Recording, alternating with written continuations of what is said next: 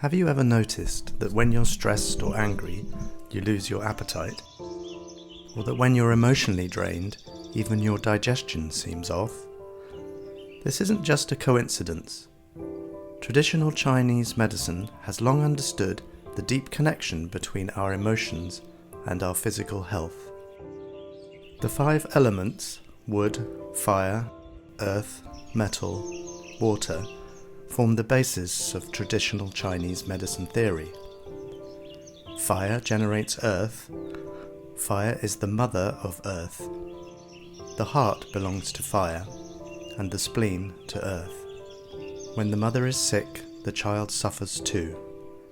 Simply put, if the heart's fire is out of balance, the spleen will inevitably suffer as well.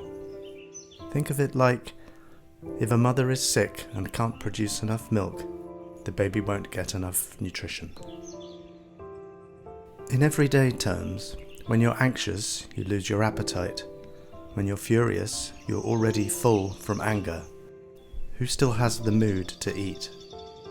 Mental distress, feeling emotionally drained, or physical exhaustion affects appetite more than seasonal changes. What are seasonal influences? For example, in the summer, the heat makes you lose your appetite, but that's easy to fix. Just eat something sour or spicy, and most people will regain their appetite.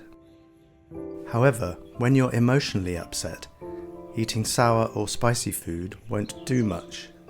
The only real solution is to address the problem at its root, your heart. The human body relies on converting the energy from grains and various foods to function properly. If there's a blockage in receiving or transforming this energy, the body will gradually weaken and become more fragile. But what is the biggest obstacle? When it comes to maintaining good health and avoiding illness, the greatest obstacle isn't an external challenge, it's your own temper. Buddhist scriptures mention that an extremely large number of diseases and suffering stem from greed, anger, and ignorance. They are known as the 3 poisons, or 3 unwholesome roots that erode our body, mind, and spirit. Greed represents excessive desire and attachment. Anger includes resentment and the inability to forgive, holding grudges, and constantly assuming others are against you. Ignorance refers to a lack of wisdom, not because someone is inherently foolish, but because they haven't yet encountered the right circumstances to be enlightened. In reality, everyone is born with wisdom. Some have fully awakened, some are halfway there, and some are still asleep. In previous videos, we talked about the connection between resentment and serious illnesses like cancer. When I bring this up in my lectures, many people suddenly have an aha moment and decide never to let anger and hatred control them again. I think that it's an incredibly courageous decision, one that can have a life-changing impact on their health. Blaming, resenting, or hating others, does it really affect them? Most of the time, they don't even feel it, and certainly don't reflect on their mistakes. In reality, those who wronged you continue living their lives just fine, while you, filled with anger, lose your appetite, feel drained, and eventually harm your own health. Getting angry has a widespread negative impact on the entire body. It's not just about losing your appetite or having poor digestion. Anger also affects your complexion, pollutes your blood, causes headaches, chest pain, and in some cases even disrupts menstruation in women. The body doesn't weaken overnight. It follows a gradual process of deterioration. Fortunately, we don't have to wait until our health is completely ruined to start paying attention or seeking medical help. Let me give you an early warning. The first organ system to suffer from your anger is your digestive system. When you start experiencing loss of appetite, lack of taste, indigestion, stomach pain, chronic gastritis, ulcers, nausea, or difficulty swallowing, it's time to wake up. Don't let anger continue to escalate and drag your body down with it. Loss of appetite is usually followed by poor sleep, and for doctors, a patient who can't sleep is a serious concern.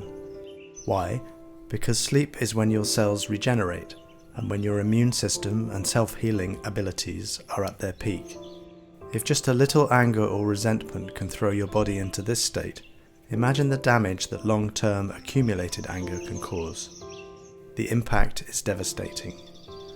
So seriously, just let it go. The person who made you angry is probably out there living their life just fine, while you are here holding on to rage like a sword aimed at your own stomach. If you're going to hold a sword, use it to cut off ignorance and delusion, not to harm yourself. This week, call a truce, rest and recharge. If you've been following along with the weekly practices, congratulations. You've now reached week 7.